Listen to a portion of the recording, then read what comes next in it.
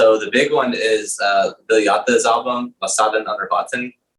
That's what? That's one of my favorite albums of all time. What album? It's I don't know Swedish that well, but it's like Mastaden Underbutton. It's by Bilyata, the Thol band. Oh, wow. Holy crap. The first time I've heard someone pronounce the name correctly, and I have no idea what the fuck you said. So, no, I get it now. I know what you're saying. I know a little Swedish, but I'm like really rusty. No, that was really good. I had no idea. I say Viljaharta or something like that, so you fucking nailed it, dude. Welcome to the 156th episode of the Casa Inns Creation. I'm your host, Chris Deering. This is the show where we interview bands and public figures from the mathcore adjacent community. If you enjoy this content, please like, subscribe, do all the things social. Every little bit helps. And if you'd like to join us every Sunday and Wednesday for the live cast, you can interact with the guests in real time or just hang out in the chat. You can also subscribe to this Twitch channel for $5, which gets you access to the interviews before they hit YouTube and other streaming platforms, as well as get some exclusive emotes for the platform.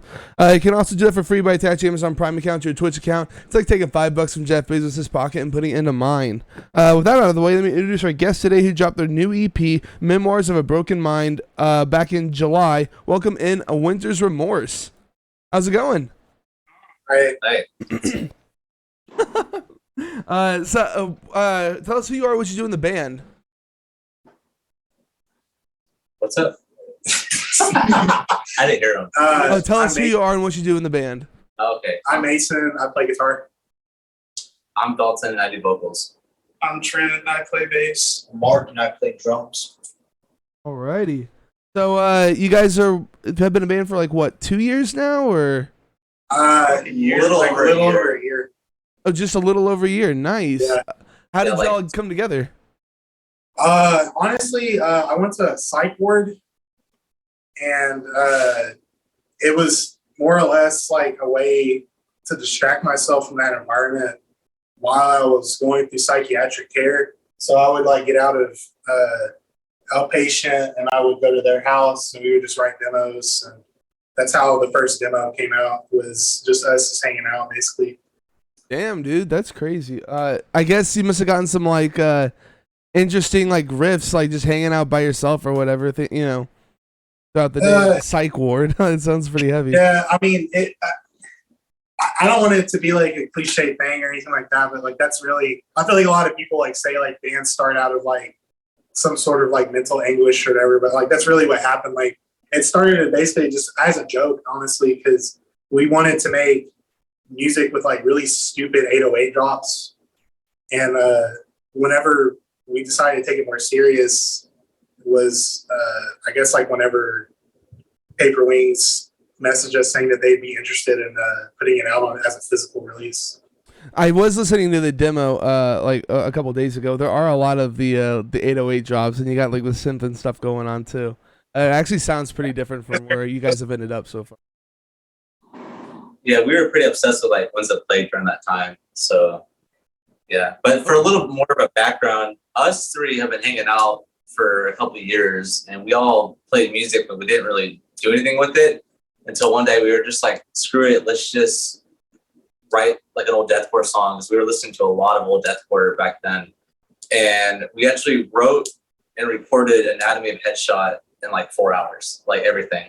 And that was, after we did that, we're like, this sounded cool, so let's just make a band out of it. Nice. And so where does A Winter's Remorse come from? A Carnifex song. Oh, is it? I didn't know that. Okay. A lot of people already noticed that, but on the first Carnifex album, there's a song called A Winter in Remorse. And so whenever we were thinking of a name, I was like, well, let's just take one of the words out. So it's like, if you're going to copy someone's homework, at least change something. Right. You don't want to get caught by the teacher. Yeah. So it's basically it. But yeah, people who have noticed and asked, like, is it a Carnifex reference? Yeah, it's a Carnifex reference. Okay. I also like that it fits the old school naming convention of a noun like verb, or verb the noun, right, and stuff like that. So what's up with the Garfield tape? Okay, so people ask us that too. We have a friend named Gabe, and he used to be in this hardcore band called Belligerence, and he doesn't know like when jokes go too far. So he for a while would just spam send us Garfield memes. And one time, I think we were just like, let's just make like a grindcore stylized thing, like a really weird, chaotic thing out of nowhere. So Trent had like a drum track laying around, and I just improvised the guitar parts over it. And we just sent stems to each other, and that's pretty much what it is. But it's basically like a joke. Like we never really like, we've never played it live. We've never. You know those how bands have like a hidden thing at the end, and it's usually something stupid. Like the Psyopus albums are ones that come to mind. Like that's what that made me think of. That like, you know, it's a little joke at the end of like the album or whatever. It's you know, you have to like fast forward a bunch in order to actually listen to it. Right. I think it's fucking great. I thought it was hilarious. Yeah, it was like that, but just as a single. Yeah. We didn't really expect to put it on anything but Bandcamp, but we just said screw it, put it on Spotify. I think, yeah, I did all the vocals like on the spot in like 30 minutes. Just my friend came over and he had a pretty decent mic, and he just, my friend Jose Vera, he just came over and just mixed everything. And just we're like, okay, we're done. Post it, fuck it. That's fucking sick. So now you're back with your new EP. I guess your first proper EP, Memoirs of a Broken Mind. What would you say is different this time around? Much more mature, and I feel like it's just so much more effort put into it. And just this is like not just a demo anymore. This is something that we're actually trying to seriously do. Oh yeah. Really, really. Shout out Ivy. Yeah. Ivy. Her band, the Sibelian Triangle. Ivy's really great as a producer. I feel like she's underrated as a producer and mixing master.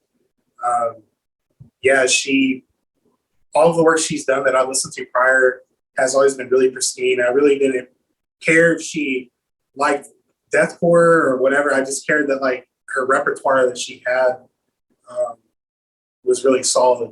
So that's why we selected her to do that.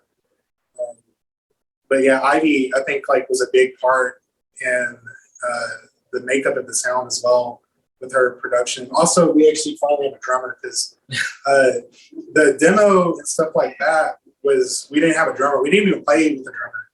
Our first few shows, like we didn't have a drummer, and then he came into the fold because of a mutual friend. But that was all written and recorded with like his drum parts in mind too. Oh, that's sick. Yeah, drummer's always the hardest one to find. So cool Yeah. y'all were able to get one. Shout out to Don't Stress Flower Press in the chat. Cool to see. Oh, Matt Klein's here. Oh shit. Yeah, Klein's been like great to us since the beginning. Yeah, I love Klein. He said, "Shouts out Paper Wings Records." Love you, Klein.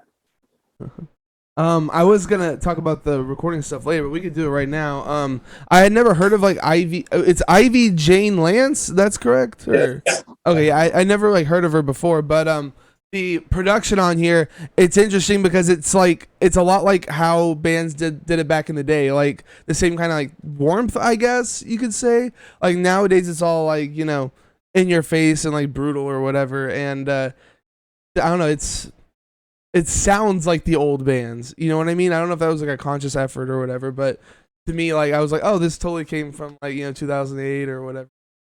Right. It was definitely intentionally like that. We were talking to Ivy on how we wanted like the cleansing era of Suicide Silence. And Okay. Yeah, like Suicide Silence, Cleansing Era. I think we said like the Red Shore. Right. Like their first EP. We're also like really into like melodic death metal, like the old In Flames and At the Gates albums. They all kind of have like a very similar like sonic makeup to this that we like. Right. No, I was totally picking up the whole melodic death metal. So you did just mention a couple bands, but what are the big influences for the project? I guess like we could just speak individually on it because it's kind of like really wide, but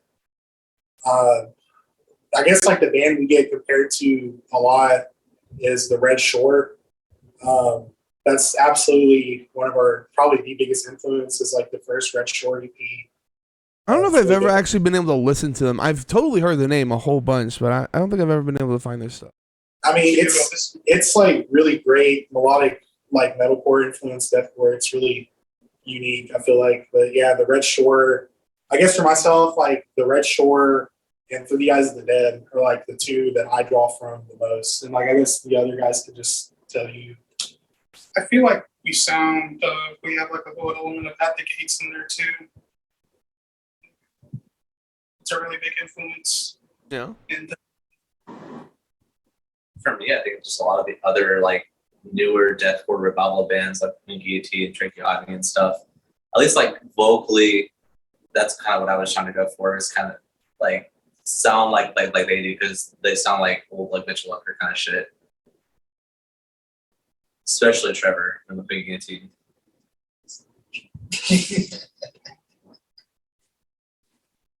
I'm trying to get him to talk, but he's just like, you don't want to talk. I don't listen to nothing like that, brother. So I have no idea. Yeah, I'm not he doesn't really have a strong- any of the bands y'all just said. Yeah, really, you like honest. with Meshuggah? So Mark, Meshuggah. So They we'll really say listen- like this is Meshuggah because yeah, he likes them. Mark's not really a metal guy. Like we kind of dragged him into this. Well, he like wasn't as familiar with it as we are, but he's definitely like coming from a more jazz background. I guess I would say like the biggest non-apparent influence is probably Converge. Okay. So, Mark, if you're not really like into metal and stuff, like, how did you hook up with these? I just met him through a mutual friend because we were supposed to perform a few shows, but then, you know what I'm saying, one thing led to another, didn't happen. But I met these guys and, you know, just rest is history, you know what I mean? All He right. hit up and was like, "You need a drummer." And Yeah. so He's like, I want to lick your hole. yeah, so he just So like he added that last part. yeah, that was. He just messaged me one day, and so he just started hanging out with us, and that's kind of that. Yeah. Very lucky to Yeah, have someone as competent as a fucking drummer as Mark. Not even just as the musical side, but like he just does so much. He's not just like he's our drummer. Like I guess he's like a full band member. Or sometimes I feel like it isn't always the case with drummers. Sometimes, especially if they have other projects. Like, hey, I got 4 other bands I'm trying to do. Yeah. Mark just has us. That's it. Yeah. So, what's the writing process like? Is like one person mainly driving it all, or is it more of like a band effort? I guess like for this last thing, well, the most recent Memoirs was written primarily by me, and I would send them the ideas, and they would add on to it. I would say like we're trying to change that because we kind of wrote it. That album was written honestly prior to joining. We kind of just had it laying around, and we added to it and changed things we didn't like and stuff. But I would say for whatever we come out with next, we're going to write it all in person. And it's going to be more of a group effort. I feel like, you know, despite, you know, how happy I am with Memoirs, like, you know, how everybody has been, you know, very, like, welcoming to it, I really do feel like whenever we get, like, the inclusion of his writing, and it's the next thing we put out is going to be a lot better and a lot different.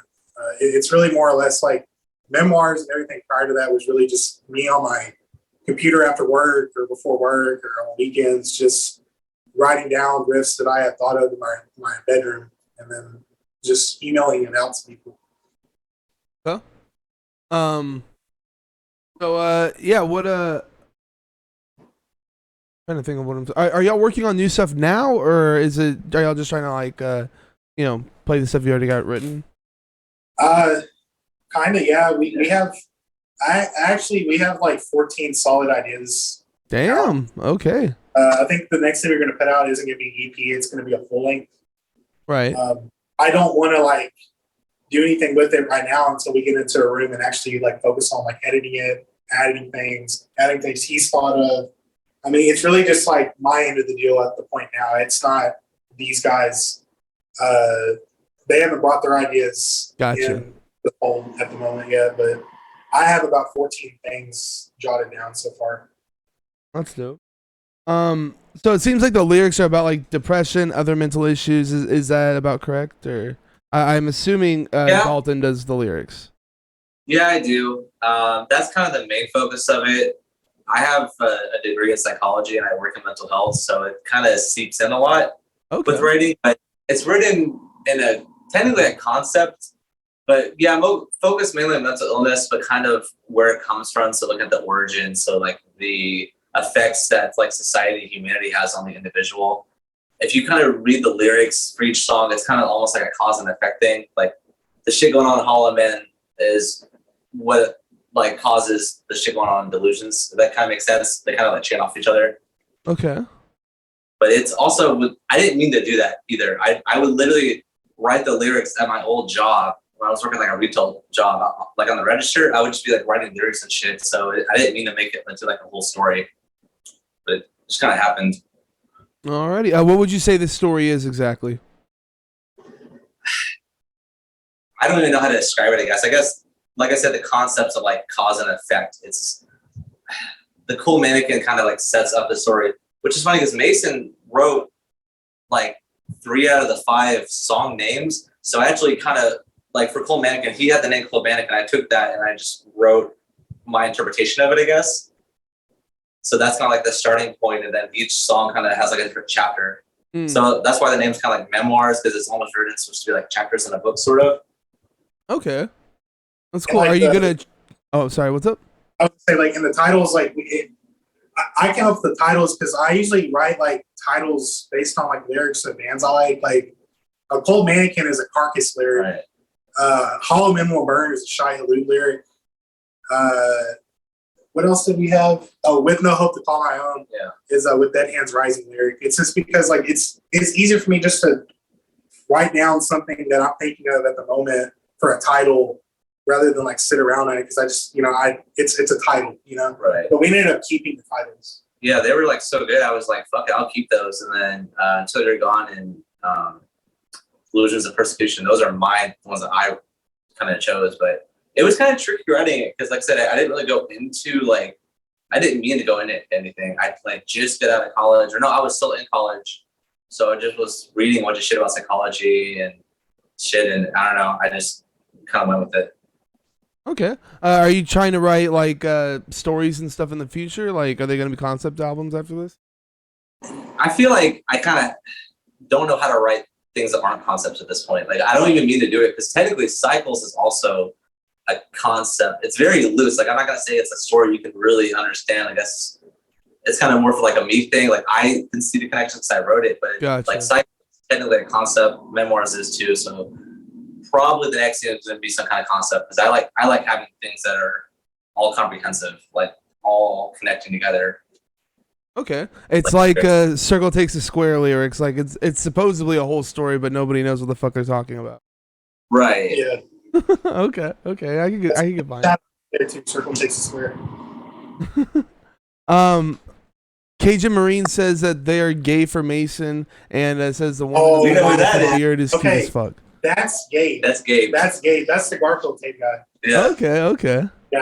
So yeah, this is what I'm talking about. Like he will do anything possible to like To love us. weasel his way into something we're doing, and if we let him do it, we find it really funny. But yeah, We love Gabe. Yeah, we love Gabe.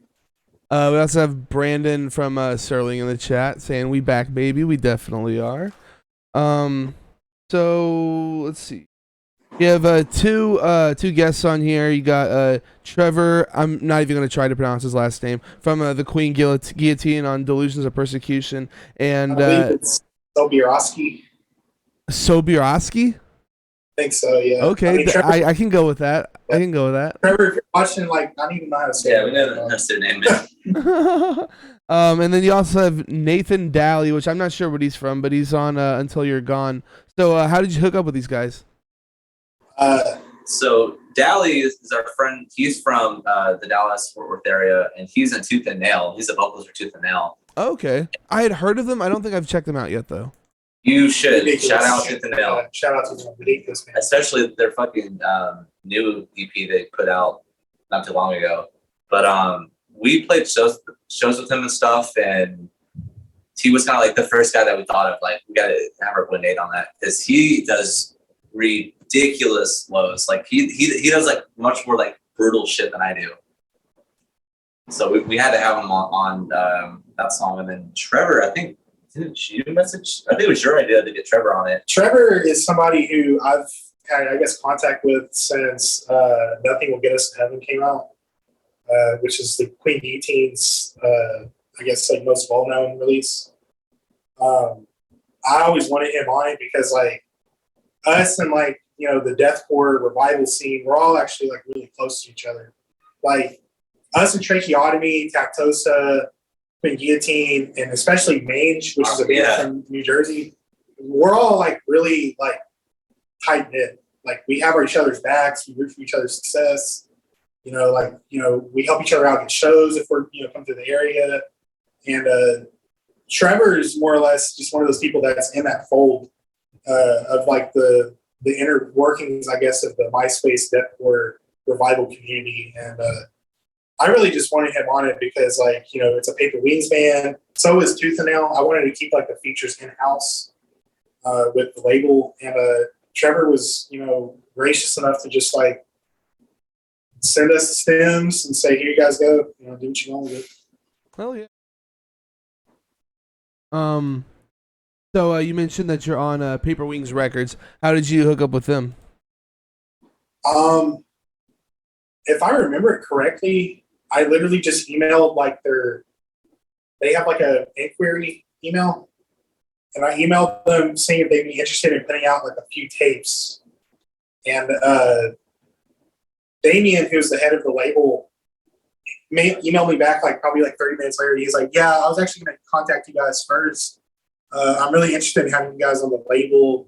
You know, I want to make, you know, your demo, which is Cycles.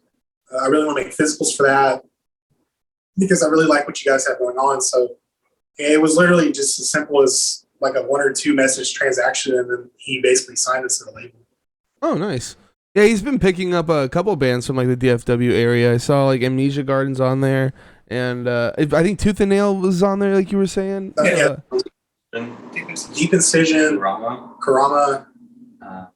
What else? I think it was also in Dallas. So yeah. Dallas. No, I think that's it for Dallas. Yeah. I will say that he told us he has, like, a pretty big one. Soledad on there too? Soledad's on there, yeah. He has another one that he's putting out that's, he told us that we're not allowed to say anything, but it's probably the biggest one he has out yet. It's going to be huge. Okay. And they're also from Texas, I'd imagine? Because No, love Texas. They're from New York. Okay. Well, yeah, it's Texas and New York bands. It's kind of interesting. I was wondering if they're, like, based out of, like, the DFW area or He's from New York, but we're actually trying to get him to come down and stay at my place in Texas sometime soon. I don't think he's been to Texas before, but it's funny because, yeah, it's all New York bands, then it's all Texas bands. Yeah. For the most part. There's still variety, but those are, like, the 2 clusters. Because wasn't the first show with Mark, that was all Paper Wings. Yeah. At the shop. Our first show with Mark on drums was the whole lineup was Paper Wings. It was like an unofficial, like, Paper Wings showcase. Yeah. Oh, sick. So moving on to the art, we got that up on screen now. For some reason, at first, it really reminded me of what the fuck was that name? I can't remember the name of it, but the first A Second Story Window album. I don't know. For some reason, whenever I saw this, I was like, "Oh, that's that album cover."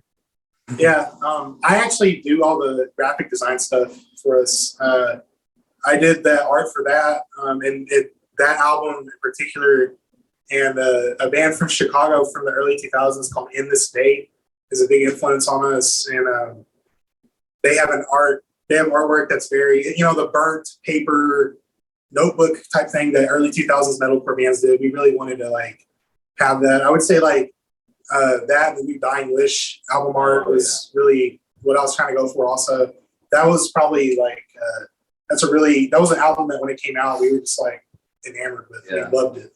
I would say a lot of lyrical influences from Dying Wish. But yeah, the artwork itself I did on my iPad. Same thing with one of the shirt designs we've done. The logo design was Corey Swope. But it was okay. Yeah, well, our original, like the brutal death metal logo design we have on stuff, that's Corey. Yeah, That's sick. the script thing is something I did because I took the in this day, sleeping in the ashes of creation album art font, and I just traced it out and tried to make our font look as close to that as I could. I think it looks fucking awesome, and it does look like it belongs in the MySpace era. So if that I mean, it seems like what you're going for. So you fucking nailed it. I appreciate it. So yeah, what are your upcoming plans? You got like a tour coming up or anything like that? Yeah, I won't say with who, but we're trying to go to Florida in November. We're trying to go to Tampa, Miami area and come back. Hopefully we can get some of the Tactosa and Tracheotomy boys on that. But we're trying to shoot for early November from what we're doing that. We have the release show that we're doing next week at Graffiti Pasta on the 12th. That's the only show I think we have right now that's solidly booked until we try to tour. We're trying to really just save up PTO, so whenever we go on tour, like we actually have our bills covered and stuff. Right. I will say, like, if you're gonna be touring, you should start like booking now, man. Like, no, we have like about half of it's already booked. Oh, okay, sick. Nice. Hopefully, it doesn't fall through, but like so far, we got about 3 or 4 of I think like the 7 or 8 shows done right now. What's up, man? So yeah, you guys have played some shows. What's the best show you guys have played so far? Any DFW show. Yeah. I would say Yeah. our first one, like at the The shop. shop was Yeah. That was crazy. like a culture shock. Every time we play Dallas, it's like a war zone. I've never seen a scene show up so much for bands.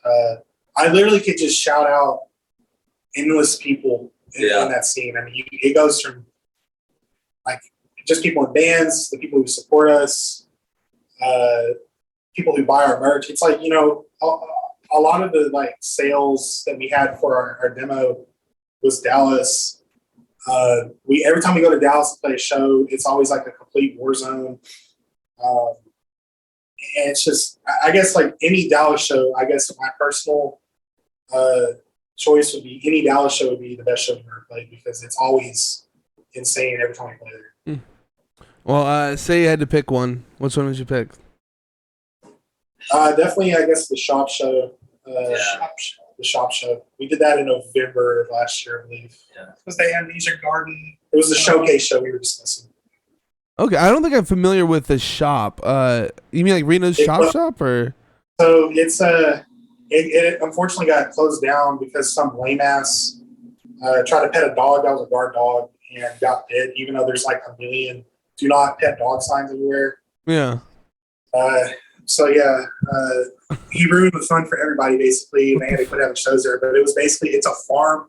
It's like the warehouse on a farm that they would have shows in. They would just take a bunch of the stuff out and just have shows in like one of the back areas of it. And, okay, so it's like a house venue kind of thing.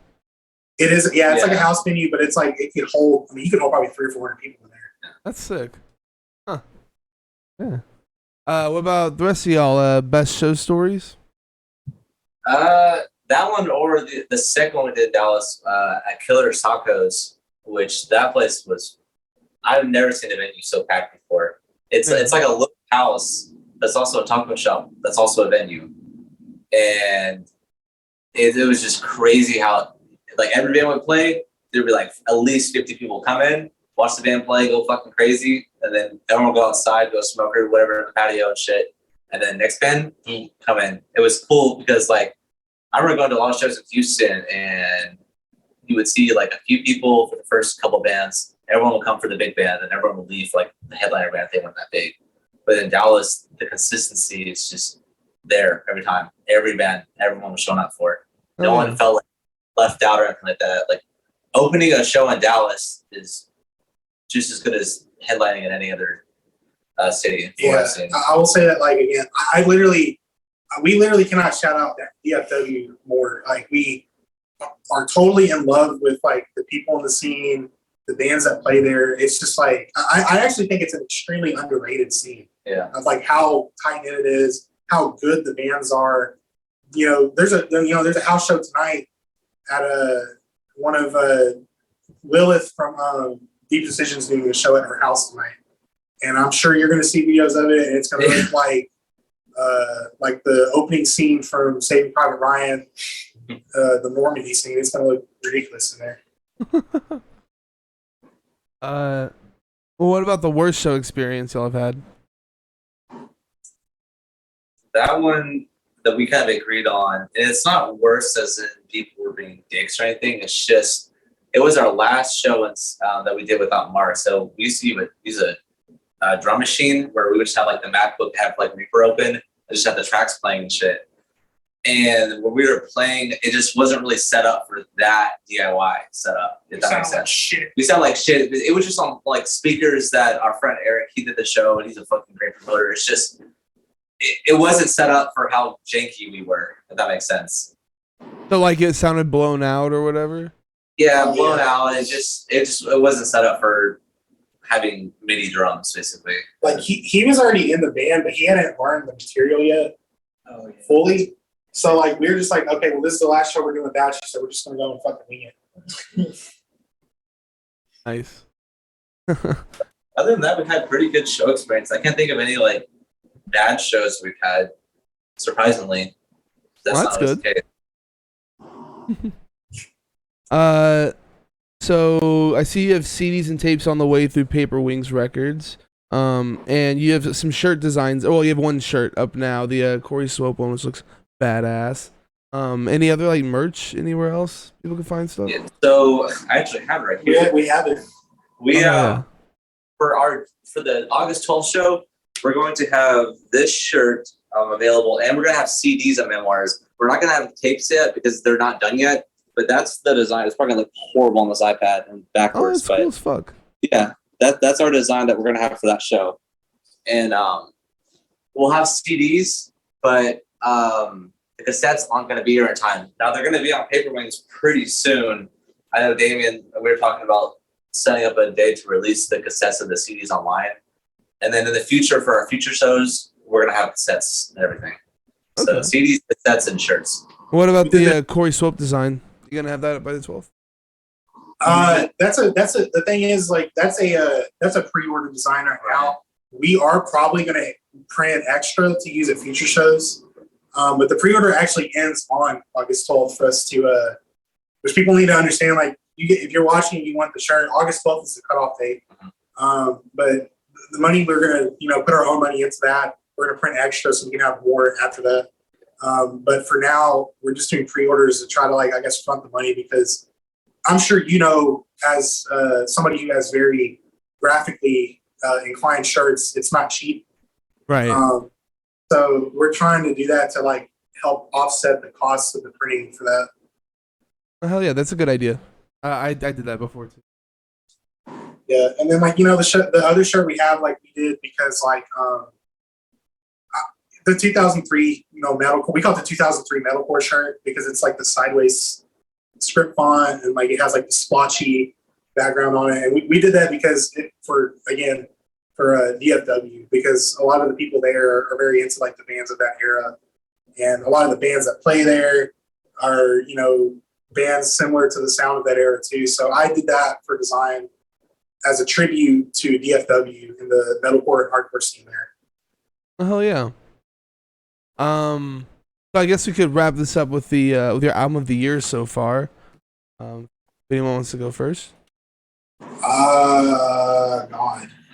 So that'd be 2022 or the end of 2021. Because a lot of mine. We could go with some 2021 picks if you want to do that. Yeah. Honestly, like, I don't even know if it counts, but like, man, like, I definitely have to shout out Firmjoy, because I look at their works kind of like in one thing. I know we're friends with those guys, and we know conceptually and what they do. It's approached as like a single cohesive thing. I really enjoy the most recent thing they've done. I want to say as well, let's see, 2022. I don't know. I guess like my thing would be like an end of 2021 release, but Dying Wishes, Fragments of a Bitter Memory. Okay. That's still a band I got to check out. I hear a lot of good things about You it. will love It's very bleeding through early 2000s metalcore. Okay. Try to think. What would be your small? So I have like one that's kind of more of like a local band and one that's kind of a bigger band. So the big one is Bill Yatta's album, Masadan Under Button. That's what? like that's one of my favorite albums of all time. What album? It's I don't know Swedish that well, but it's like Mastaden Under Button. It's by Bill Yatta, the Thol band. Oh, wow. Holy crap. The first time I've heard someone pronounce the name correctly, and I have no idea what the fuck he said. So, no, I get it now. I know what you're saying. I know a little Swedish, but I'm like really rusty. No, that was So- really good. I had no idea. I say Viljaharta or something like that, so Yeah, you fucking it's- nailed it, dude.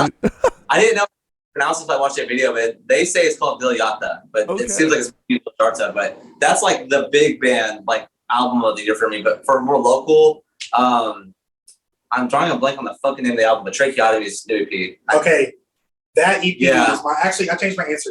The new Tracheotomy EP. That's my answer. That is one of the most brutal fucking things I've heard in years. I'm literally It trying is to remember the fucking insane. name of it. Is I it guess the I need to look into it. Hold on. Simulation. Yeah, the simulation. Simulation. One of the hardest album artwork. One of the hardest albums that have come out in a long time. It's just so crushing sounding. Yeah. 2022. That's kind of a rough, or kind of a difficult question because I can't really think of a lot of stuff.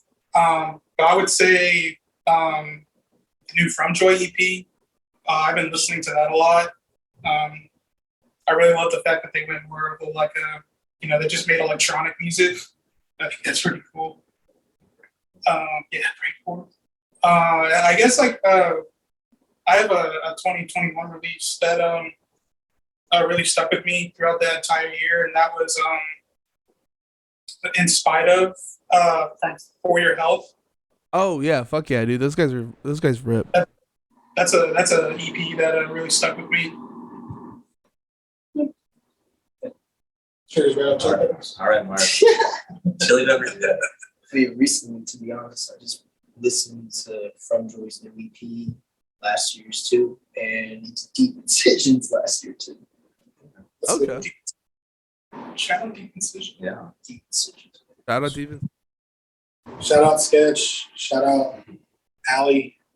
Shout out Lilith. Nate. Those dudes. Yeah. Is there anything else you guys want to say before we get on out of here? Yeah, everybody who's watching, you need to pay attention to the MySpace deathcore revival because nobody wants to like document it, and I feel like Chris is one of the only people who's tried. But like, people need to start documenting it, and people need to start paying more attention to it. I feel like because it's like I feel like all of us in the scene, like it's a true revival of the original spirit of deathcore. It brings it back to the DIY hardcore roots of deathcore. And I feel like all the bands in the scene are really great. I feel like all of us have each other's backs. And I feel like everybody who, does already currently support it are just like the best people you could ask for to support your band. I really do. Like, it doesn't really matter like who you are. Like, as long as you're playing full riffs, that's all that matters. And that's something that like I think is lost because a lot of people get caught up in like what the cool thing is on like social media with like every band sounding the same, every band wanting to sound like Sanction, every band wanting to sound like, whatever the coolest hardcore band is. And it's just like none of us in the scene,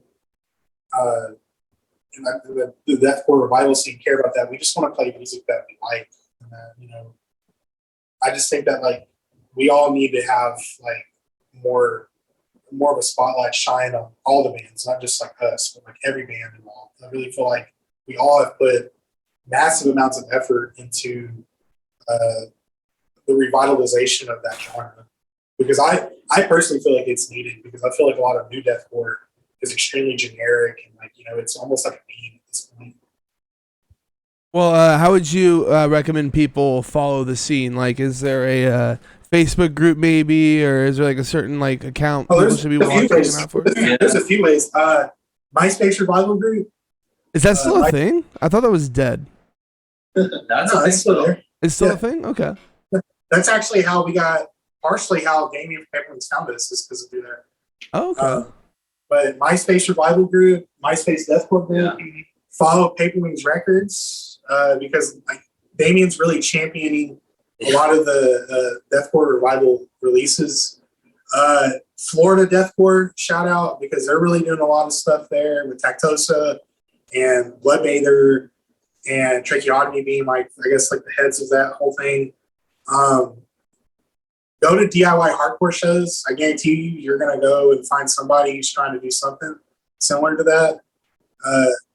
I really encourage people to just, that the scene that we're in stems from hardcore, and it's because people in that scene really, I feel like, just want the best for each other. And I really feel like if they just simply follow your local hardcore band, your local, death metal band, your local metalcore band, stuff like that, like bands who are actually trying to do something and not just do the same old thing by just putting their stuff out on like Slammable Live and just hoping that, they're going to get a million views on it. But like, just keep your, like, it's like how Dr. Acula, like one of our favorite bands, Dr. Acula, actually liked our release, and they told us they found us because they keep the pulse on the underground, and I feel like everybody needs to keep that pulse on them as well if they really want to follow it and support it. Oh yeah, Dr. Acula is dope as fuck. I guess like other than that, we just want to shout out our friends and whatever other questions you got.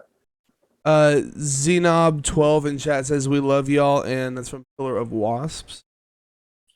I love them too. That's Zach. Yeah, we love Pillar of Wasps.